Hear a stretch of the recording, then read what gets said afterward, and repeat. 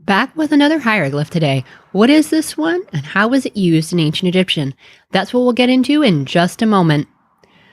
Welcome to Voices of Ancient Egypt.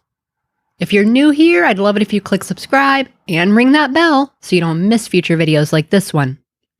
All right, so what is this one that looks like a rectangle with a bunch of little hairs on it? This is actually a picture of a game board with game pieces on top. So as is typical in Egyptian art, we're not seeing everything from the same perspective. This rectangular part is actually the top of the board. If it's fully colored, it actually is shown as checkered.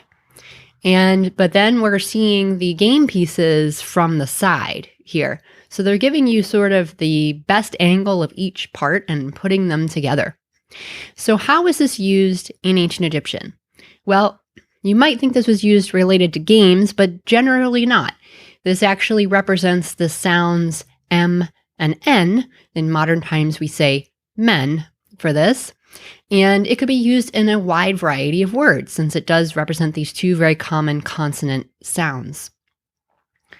So one place that you'll see this is in the verb men, which sounds the same, but is more fully spelled out and means something along the lines of to remain or to be set or fixed.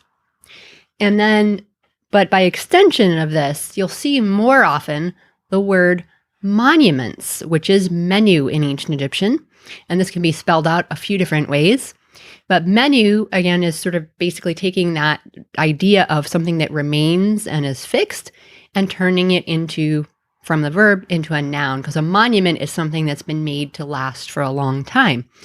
So you'll see this especially in royal inscriptions a lot, such as on temples and lots of different places.